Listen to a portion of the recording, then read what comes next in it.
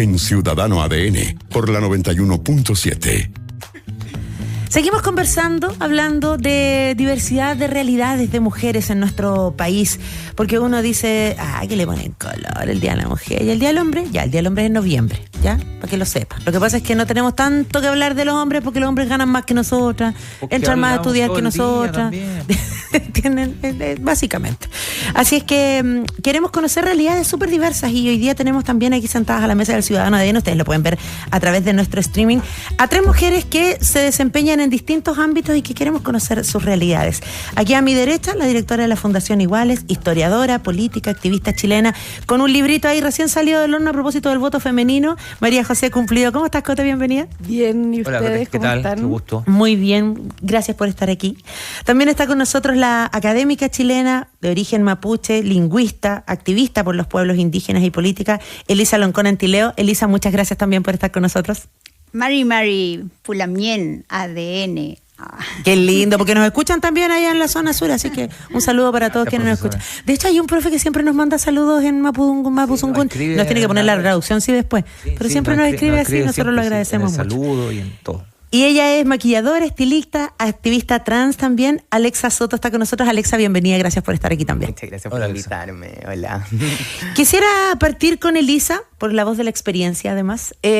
A propósito de que nosotros a veces cuando pensamos en las dificultades para ser mujer en Chile, obviamente pensamos en la gente que viene de los pueblos originarios, pensamos a la gente, lo decíamos al comienzo, que viene de las zonas rurales, pero lo pensamos nomás, no conocemos tanto, no reflexionamos tanto, algo conocimos su historia a partir de su rol en la convención. ¿Sigue siendo tan difícil, no solo para todo el pueblo mapuche, sino que sobre todo para las mujeres? Sí, es bastante difícil cuando tú no tienes las posibilidades de incidir en las decisiones para resolver los problemas. Las mujeres indígenas estamos enfrentando múltiples problemas, pero todo se complica porque tampoco nosotros formamos parte de las decisiones de los gobiernos regionales, el gobierno municipal, estamos marginadas. Entonces, la posibilidad de que eso sea menos difícil depende de la participación de la mujer en los procesos de toma de decisión, y eso no está en la agenda. Y en ese mismo sentido, Cote, lo que dice la profesora, ¿no? ¿Cómo lo ven desde la Fundación Iguales, pero además cómo lo ves desde tu rol como historiadora, ¿no? En un repaso, si hacemos un repaso de arco temporal, estamos en un momento, no sé, de cierto estancamiento, de cierta evolución, de retroceso, si pudiéramos mirarlo con todo el brochazo general que eso significa, lo entiendo, ¿no? Sí, mira, yo creo que desde una perspectiva histórica es interesante lo que pasa luego de conseguir el voto, porque lo que entendieron las feministas y por qué se une el feminismo liberal con el feminismo obrero, etcétera, para conseguir el voto, es porque tienen conciencia que será un medio para tener opinión en lo público, ¿verdad? Y poder tomar decisiones. Pero lo que pasa, y voy a hablar en Chile, luego del 49, es que las mujeres no llegan a esos espacios de poder naturalmente. Y no llegan a esos espacios naturalmente porque están más precarizadas, ¿verdad? No tienen realmente las mismas oportunidades de hacer una campaña política, ya sea porque no se los permiten o porque su doble labor de trabajadora a puerta afuera y trabajadora en la casa, ¿cierto?, le impide, ¿verdad?, dedicarse a la política. Y eso empieza a cambiar en el mundo con las cuotas, las famosas cuotas que buscan darle esas oportunidades. Pero aún así, si uno ve el panorama general, nos damos cuenta de que, y esto es un problema desde que el mundo es mundo, que hay mujeres que van a tener mayor facilidad en llegar al poder que otras. Y hay, por cierto, que las que tienen más dificultad van a ser las mujeres de la diversidad sexual, particularmente las mujeres trans, ¿verdad?, las mujeres indígenas, etcétera, etcétera. Y ahí hay un problema porque justamente estamos perdiendo puntos de vista a la hora de tomar decisiones en el poder, ¿verdad? Y eso es lo que de alguna manera ocasiona esta desafección con lo público, ¿verdad?, con lo político. Porque esas figuras políticas desde afuera parecieran todas iguales, ¿verdad? de cierta clase, ¿verdad? Aunque obviamente hoy día es mucho más distinto que hace 50 años, por ejemplo. Pero esa poca diversidad yo creo que se transforma en un poco más de lo mismo, ¿cierto? Y con una poca idea de el uso de la política para cambiar o transformar el mundo, ¿verdad? Ayer escuchaba a la antropóloga, que quiero mucho, además Sonia Montesino, que decía, por ejemplo, que el feminismo no puede estar dedicado a solamente darle más oportunidad a las mujeres de entrar a espacios de poder, ¿no? Tiene que aspirar a transformar el mundo, porque no vamos a sacar nada si nos ponemos a ponernos poleras del futuro feminista, que probablemente lo hizo una mujer menor de edad en China o en otra parte, ¿verdad?, donde hay explotación infantil. Entonces falta, yo creo, esa mirada sobre el mundo, sobre el capitalismo, sobre la economía, que yo creo que sí tuvieron las feministas que lucharon por el voto y que lucharon después por el cambio cultural en la década de los 60, 70. Qué interesante eso, porque efectivamente uno piensa que muchas veces incluso el voto fue como ya, para que se queden tranquila el voto, pero a la hora de estar en los lugares de poder o de ejercer poder, como decía la profesora Loncón, no se hace. Incluso en el día a día, y hay un tema cultural también de nosotros en el día a día. Alexa, y ahí voy con tu realidad. Con el ser mujer trans hoy día, que hasta el día de hoy todavía tenemos que decir mujer trans cuando debiera ser mujer simplemente, ¿no? ¿Qué pasa con ustedes, con el acceso, por ejemplo, a los tratamientos, ¿no? Para muchas personas, para los jóvenes o para los quienes recién comienzan, digamos, a las terapias, con los espacios, con la discriminación? Bueno, yo creo que a mí me gusta harto el apellido de mujer trans. Creo que es importante como entender que somos distintas de feminidades y todas pertenecemos a lo mismo. Y yo creo que el acceso es una de las aristas más importantes en cuanto a la lucha trans, porque no tenemos acceso a ningún lugar. De hecho, cuando me pidieron la biografía hoy día para presentarme, era súper importante para mí poner que era peluquera y maquilladora, porque históricamente es un espacio donde las personas trans no hemos podido desenvolver, pero no todas las personas trans tienen habilidades para ser peluquera y maquilladora, porque todas somos personas distintas, no todas nos dedicamos al rubro de la belleza y no es solo a lo que sabemos y podemos hacer. Entonces, en cuanto a espacios, siguen reduciéndose mucho los espacios. Hoy día a nivel mundial vemos que sigue avanzando este retroceso, como es en Estados Unidos y en Argentina, que las compañeras trans están sufriendo pérdida de derechos súper importantes y básicos, como es tener su nombre y su sexo registral que corresponde a su identidad de género. Entonces yo creo que todos los años, en el marco del 8M, también existe este desafío para las personas trans de tener que validarnos como feminidades dentro del feminismo. Y eso yo creo que es algo súper importante. Como al final estamos peleando mucho por esto. También nos dicen que hay otro momento del año que se tiene que pelear por estos derechos de la comunidad LGBTIQA+, pero creo que es importante entender de que las personas trans además también recibimos la violencia por ser mujeres, recibimos opresión por ser mujeres y también no podemos acceder a los espacios que acceden los hombres heterosis en el mundo, básicamente. Entonces, en cuanto a inclusión laboral, estamos demasiado atrasados a nivel mundial. O sea, de hecho, no existe ninguna mujer trans que sea jueza, por ejemplo. No hay mujeres trans que estén como en la corte defendiendo a personas como abogadas, porque no nos toman en cuenta. Y en cuanto a tratamientos, bueno, el año pasado hubo una pelea súper potente con respecto al PAIC, porque muchas personas del sector ultraconservador están demasiado ensimismados en que nosotros somos un enemigo para ellos y sus hijos. Queremos convertirla a las personas en trans y, bueno, quiero decirle acá a todo Chile que me esté escuchando que nosotras no queremos convertir a las personas en personas trans, solo queremos validar la identidad de los niños, porque nosotras, claro, somos mujeres adultas, pero también fuimos niñas trans. Entonces, en cuanto a tratamientos, Es súper complicado porque, claro, sí hay acceso, pero la atención pública es súper lenta. La disforia de género para las personas trans es algo súper importante y es súper importante adquirir un tratamiento, pero no es algo que sea de fácil acceso hoy en día en Chile. Por lo tanto, necesitamos más políticas que puedan proteger este tipo de derechos y además falta que existan más especialistas que se dediquen a la comunidad trans, porque somos, lamentablemente, necesitamos que se dediquen especialmente a hacer estudios de nuestra comunidad, porque no somos personas cis y así es el mundo y va cambiando. Distintos, nada Exacto. más, pues, sí. Y ojo ahí, efectivamente, con todos nosotros, porque es como cuando el aborto, ay, si se aprueba el aborto, todos van a andar abortando por las calles. No es así, o sea, nos pasó con el divorcio también y todo. Hoy día, aprovecho de saludar porque nos escuchan en Rapa Nui, el 88.3, se abrió una oficina de diversidad en Rapa Nui,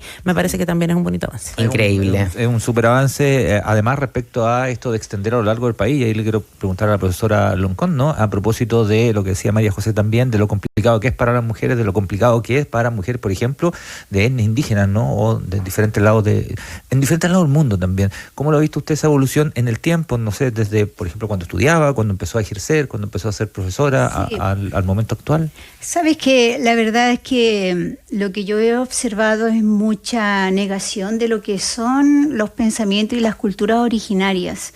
En un libro que yo escribí, relato mi experiencia con una machi que ella era homosexual. Para mi mamá era Manuela. Cuando yo la conocí por primera vez tenía como 5 años y yo vi con rasgos masculinos.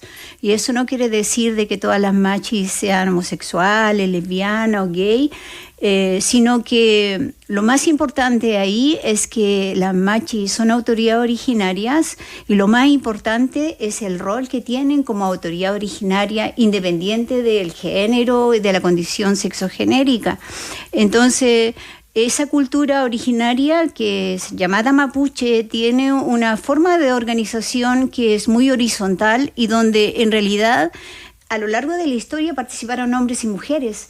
Lamentablemente el patriarcado llegó con el colonialismo y llegaron los hombres gobernando y hablaron con hombres en las comunidades y se instaló un patriarcado en las comunidades, pero desde la mirada ancestral, desde la mirada filosófica, hombres y mujeres nos debemos cuidado, hombres y mujeres tenemos que cuidar la naturaleza y en ese sentido hay una tarea también muy espiritual, pero también muy política, que a lo largo del tiempo el pueblo mapuche lo ha estado promoviendo. Entonces, sí, tenemos una comunidad trans bastante importante, una comunidad de diversidad sexogenérica. Algunos de ellos son artistas, algunos de ellos son cineastas, ¿te fijas? Y bueno, y nosotros hablamos dentro de la cultura del epupulli, de las personas que tienen los dos espíritus. Y la madre, cuando tiene hijo o hija o hijo epupulli, le da un sitio y claro, lo más importante es ser persona. Lo más importante es que esa persona que sea epupulli cuide la naturaleza, que sea respetuoso, que también aplique el cariño, sea sabio, busque la sabiduría y ahí lo más importante es la condición de persona. Exacto. Entonces ahí nos entendemos, sea epupulli, sea gay, lesbiana, trans, mujer, binaria, ¿te fijas? Ahí nos entendemos en el rol que tenemos frente a la comunidad y frente a la naturaleza. Y yo creo que ese pensamiento es necesario y no se ha enseñado. Nosotros lo hemos perdido porque hemos perdido el idioma, pero a la medida que nosotros recuperamos el idioma, recuperamos la filosofía, podemos decir, mira, en nuestra cultura estas son las normas de crianza y las formas como hemos vivido toda la vida. Mire, ven que es importante aprender de los ancestros y de los pueblos originarios, porque ahí está la sabiduría. Eso deberíamos preocuparnos, de ser buenas personas, nomás independiente de nuestra orientación sexual, identidad de género. Eso es lo mismo, nuestro creencias, entorno, además, etcétera. Nuestro entorno es parte de todo. Exactamente. Digamos, no es algo afuera, es algo dentro. Exacto. Digamos. Parte desde ahí. Somos parte de eso. Oiga, profesora Loncón, y a propósito del mundo académico, ahí el espacio para las mujeres en general, porque uno tiene la sensación de que las profes eran todas mujeres, la educadora Bárbara eran todas mujeres, pero cuando llega al mundo académico académico universitario, donde empiezan los doctorados y los magísteres, no sé qué, y empiezan a aparecer los hombres. O sea, hasta poquitos años recién tenemos rectoras, por ejemplo. Sí, y hay muchas brechas. Nosotros 30 años atrás, por ejemplo, queríamos hablar de temas académicos y no podíamos hablar porque no estábamos dentro de la discusión teórica. Es impresionante porque la academia funciona con discusión teórica, con libros sobre esos temas. Nos pasó respecto al tema de la filosofía, por ejemplo. 30 años atrás estábamos hablando de descolonización. Los mapuches, nosotros éramos jóvenes, estábamos en las comunidades y no teníamos interlocución académica. Hoy día sí la tenemos y tenemos académicos instalados dentro de las distintas universidades, siempre con una brecha. Siempre somos menos, siempre son menos las mujeres, pero ahí están los pueblos originarios luchando en un sitio importante, como en todos los sitios donde necesitamos estar. Entonces es bonito ver que hay poetas, que hay mujeres que están escribiendo, que están siendo exitosas, y bueno, y académicas también, que estamos llevando la voz de nuestros pueblos, nuestros ancestros a la academia, con la comunidad no indígena, pero también con una comunidad académica internacional, como a mí me ha tocado hacer. Sí, pues. De hecho, se va la profe a recibir un premio a Bruselas el 24. Lo vamos a decir. Sí, precisamente por su primicia, claro. Sí, efectivamente. María José, a propósito de lo que hablabas hace un rato del tema del voto femenino, ¿no? Cuando ocurre que en términos históricos hace poco, digamos, ¿no? No estamos hablando de 200 años. Claro, ¿no? 75 años. Claro, que en términos históricos es una brecha bastante pequeña. Claro, han habido el tema de las cuotas y todo, pero hay un tema que tiene que ver, a propósito de las cuotas, con la igualdad o la paridad en la papeleta, ¿no? En la papeleta, en los votos. Y a eso no hemos llegado y creo que no nos hemos ni acercado, ¿no? ¿Cómo lo ves tú ahí? Más allá de las ideas y los proyectos, digo, en la realidad, en lo tangible. A ver, yo creo que hoy día hay, digamos, las listas parlamentarias tienen que ser paritarias, sí. Pero claro, lo que pasa es que sin esa ley, digamos, de cuota, no llegan las mujeres. Y ahí yo creo que es muy importante este año también, que un año electoral. Lo pregunto precisamente por eso. Claro, el pensar no solo un nombre de mujer, sino yo llamaría a la ciudadanía femenina, sobre todo, a pensar o a mirar a las candidatas que efectivamente apoyan los derechos de las mujeres y quieren mejorar la vida de las mujeres. Porque no sacamos nada teniendo autoridades que no creen en el feminismo, no creen en la igualdad y no creen que, para bien o para mal, la igualdad hay que construirla, porque no está dada de antemano, ¿no? Hace unos años atrás uno podía escuchar ministras de la mujer que decían que no creían en el feminismo y que el feminismo les parecía extremo, ¿no? Ministras que solo estaban ahí gracias al feminismo. Claro. ¿Verdad? Porque fueron las feministas las que lucharon por la educación primaria, secundaria, universitaria, el trabajo, etcétera, etcétera. El mismo sufragio que estábamos hablando. Claro. Entonces yo creo que eso va a ser fundamental este año, porque como bien decía la Alexa, estamos en un congreso, el congreso de este periodo, yo creo uno de los peores congresos que yo he visto en mi vida a nivel intelectual, a nivel de sentido común, y se están expandiendo unas retóricas que niegan la existencia de personas como la Alexa, por ejemplo, ¿no? Ni siquiera solamente niegan sus derechos, niegan su existencia. Y eso es muy grave porque hay niños, hay niñas que están escuchando eso en la tele y que probablemente la consecuencia es que a sí mismos van a negar su existencia y sabemos lo que eso lleva. Entonces yo creo que es muy importante el pensar en personas que quieran construir una democracia donde cada uno pueda tomar las decisiones que quiera y pueda vivir libremente y con los derechos, digamos, que todos deberíamos tener, ¿cierto? Y eso yo creo que es mucho más importante que el que sea hombre o mujer, digamos. Mucho más importante. por supuesto, las ideas debieran primar siempre, pero decíamos recién, hay un tema cultural y un tema social que lamentablemente está muy instalado. Hay crímenes de odio todavía contra las mujeres. Es cosa de ver las tasas de feminismo que siguen existiendo, ¿no? La violencia intrafamiliar contra, no sabemos dónde está Julia Chuñil, por ejemplo, que también las activistas mujeres que luchan por los derechos ambientales, en este caso, las minorías, las disidencias. Alexa, yo no sé cómo lo vives tú, de pronto uno se queda con la sensación de las redes sociales, que hay mucho odio y que hay mucha odiosidad y hasta amenazas, pero en el día a día también se vive. Sí, la verdad es que yo creo que además de que se vive mucho en las redes sociales, porque detrás de una pantalla la gente tiene mucha valentía de decir muchas cosas. Pasa de que cuando existen estos discursos promovidos por autoridades muy importantes de países como, no sé, Estados Unidos, también salen todas estas personas que quizás estaban un poco más en silencio, se sienten con todo el derecho de poder odiar. Entonces yo creo que ese es el problema como principal hoy a nivel mundial. Las personas trans tenemos que estar todo el tiempo explicando nuestra existencia y de por qué existimos. Y también existe, que la otra vez está, no voy a decir el nombre porque no me acuerdo realmente, pero es una persona política española, una mujer trans, que hablaba sobre de qué se trata en este tipo de discurso. Y todo el tiempo están muy concentrados en que si tenemos orgasmo, que si podemos procrear, que si tenemos problemas mentales, que están tan pendientes de lo que nos pasan a las personas trans y no entiendo cuál es el problema. Nosotros no tenemos ningún problema con nuestra existencia, no tenemos ningún problema.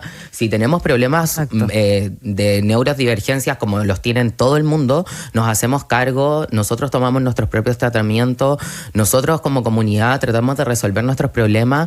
Entonces no entiendo por qué es un problema tan importante para estas personas que no viven el tema en el día a día, no viven esta realidad en el día a día, y no entiendo cuál es el peligro que sigan existiendo las personas trans en el mundo. Solo estamos viviendo como queremos vivir y tenemos todo el derecho a ser libres, como ellos también tienen todo el derecho a vivir esta vida conservadora que tanto les gusta, que tanto promueven. Pero las personas trans no estamos en contra de eso. Está bien que cada uno haga su tema y que cada uno haga sus cosas, pero en el fondo yo creo que ese es el problema principal, de que estas personas están demasiado ensimismadas en enfocarse en lo que nos pasa y en las cosas malas, entre comillas, que nos pueden pasar a las personas trans que ellos inventan, porque hay mucha información falsa que está rondeando todo el tiempo y que están creando estas mismas personas para invalidar nuestra existencia. Entonces, el tema de discriminación, yo creo que lamentablemente este último tiempo ha avanzado. En un momento creímos que esto iba disminuyendo y que estábamos en un escenario ideal, pero desde el año pasado hasta ahora hemos retrocedido a un nivel brutal. Entonces, si antes estábamos en peligro, ahora estamos más en peligro y hay que poner ojo. O sea, nadie tiene el derecho a decirle a nadie que tiene que vivir de una forma, y sobre todo nadie tiene derecho a discriminar a ninguna persona por la forma que elige vivir. Hay una colisión, por lo que decía María José, porque por un lado se invisibiliza, ¿no? Se cancela incluso, no deberían como existir. Pero por otro lado, esas mismas personas tratan de controlar, ¿no? Y de definir cómo tiene que actuar gente que, digamos, que no conocen nada, digamos, no tienen un acercamiento. No tienen ni idea de cuál es nuestra problemática. Es bastante como absurdo en ese sentido, ¿no? ¿Cómo lo ves tú misma, ¿no? Yo la verdad es que no entiendo cuál es la obsesión con las personas trans, honestamente, porque yo creo que es un poco lo que pasaba con la homosexualidad en un momento, que era como, yo no tengo ningún problema, pero que no se den besos al frente mío. Claro. Es un poco lo mismo. Entonces, como no tengo ningún problema, pero que no vengan a vestirse de mujer frente a mi hijo. Exacto. Pero la verdad es que... Exacto. Claro, pero que no se me acerque a mí. Claro. Que no me es un problema de las personas adultas. Sí. Porque todo el rato. Porque en mi experiencia, por lo menos, yo transicioné con un sobrino de 5 años que todo el tiempo me conoció por mi nombre anterior, que era Axel. Yo era su tío Axel, y yo cuando le dije que transicioné, le dije, soy tu tía Alexa, y nunca se equivocó en mi pronombre, nunca se equivocó en mi nombre. Yo nunca he tenido problemas con un niño, más que diga No sé, mamá, ¿por qué habla como hombre? Normal. Que claro, como que al final te das cuenta de que eso también pasa porque hay poca información. Y es porque estos niños no entienden que existen personas trans. ¿Por qué? Porque no se nos muestra. Exacto. Y las personas trans que nos muestran en los medios de comunicación son personas que son muy hegemónicas, que tienen una voz de mujer y que casi no se notan que son personas trans. Y por eso te decía en un principio que para mí era súper importante el apellido, porque creo que es importante existir en el mundo como personas trans. Yo no soy una mujer cis, no soy una mujer solo una mujer, soy una mujer trans, vivo mi vida como una mujer trans y lucho por los derechos de las personas trans.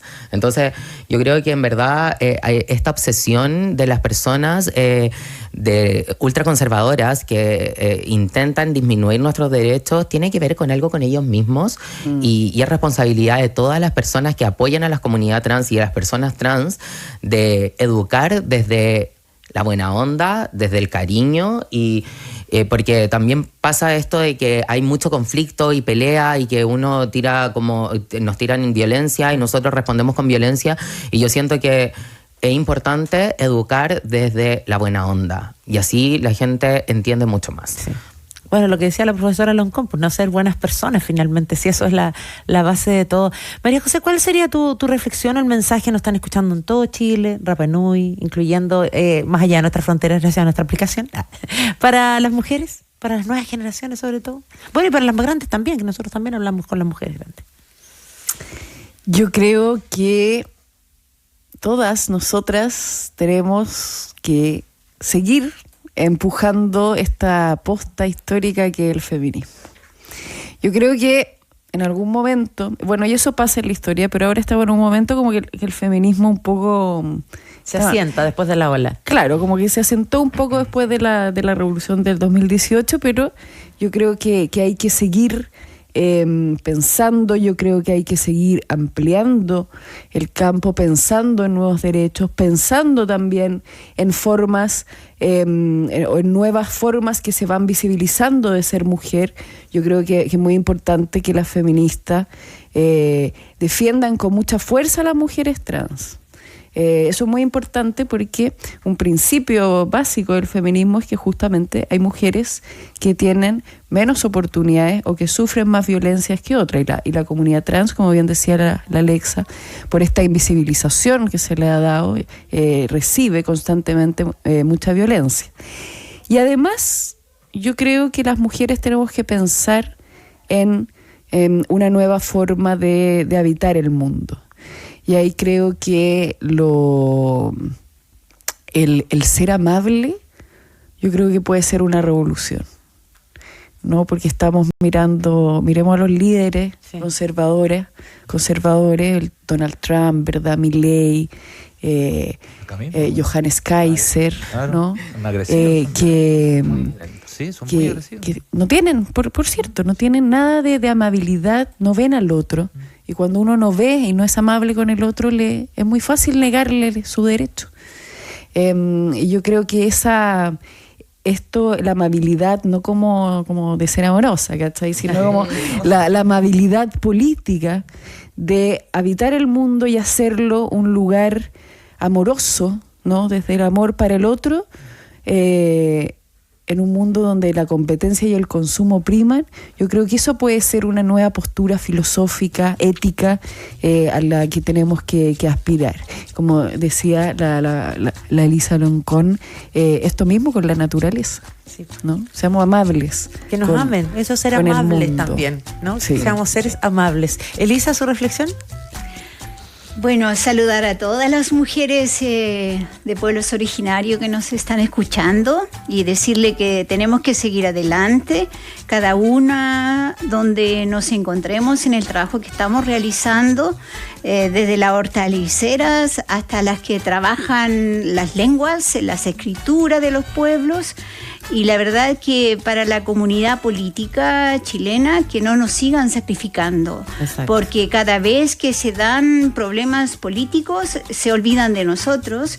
Y la verdad es que ahora estamos en definiciones políticas y ojalá que los programas políticos incorporen incorporen la participación de las mujeres indígenas en la toma de decisión, porque la forma como nosotros podemos resolver los problemas que tenemos, que son todo tipo de violencia, pero también violencia contra la naturaleza que se ha generado a partir de este sistema neoliberal, lo podemos resolver y sí sabemos resolverlo, pero tenemos que participar de la solución de esos problemas. Entonces, en ese contexto, también decirle a todas las mujeres que no estamos solas, que nosotras somos acompañadas por también los espíritus de los ancestros, pero más allá de los espíritus de los ancestros, también por la espiritualidad de la naturaleza, porque el río está vivo, porque la montaña está viva, porque la lluvia también está viva, y para nosotros los pueblos, cada uno de ellos es un ente que convive todos los días con nosotros. Entonces, a las mujeres no indígenas, a las mujeres feministas, este discurso de defender la tierra, ojalá se dialogue con nosotros para incorporar ese discurso mirada, de defensa de la madre tierra, porque necesitamos heredar un mundo para el futuro de nuestro país, de nuestros niños, niñas. Y bueno, ahí estamos las mujeres indígenas dispuestas a dar esa lucha conjunta. Y pucha que nos ha demostrado la naturaleza que está viva en el último tiempo. Sí. Y pucha que además Elisa Loncón sabe de violencias cuando una mujer de pueblos originarios llega a un lugar de poder. O sea, porque después de la convención la taparon a través de redes sociales. Trataron de negar lo que yo era y poner otra figura de Elisa. Claro. O sea, el tema de hasta el sabático, que es un derecho académico, a mí me lo cobraron a cada rato, pero igual todo lo que tenía que ver con los grados, que también existen y que todo está en forma, también hicieron mucha persecución. Y la verdad que hace poco hice un estudio con la Fundación Multitudes sobre la violencia en línea, y el 96% de mujeres indígenas mapuche, aymara y quechua que habían participado del proceso político de candidaturas habían sido objeto de la violencia en línea a través de las redes sociales.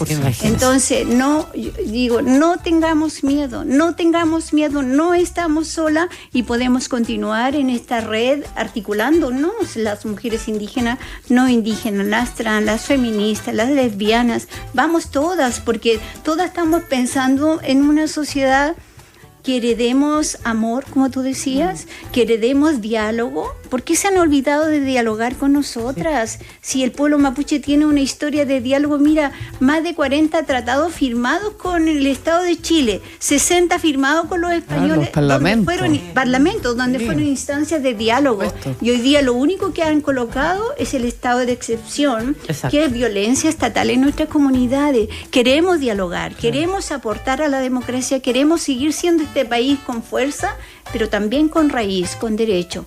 Y no es un tema identitario, porque ojo que le han manipulado el tema de la identidad. Todas nuestras demandas dicen que es un tema identitario. Ese es el paradigma de los que no nos quieren ver.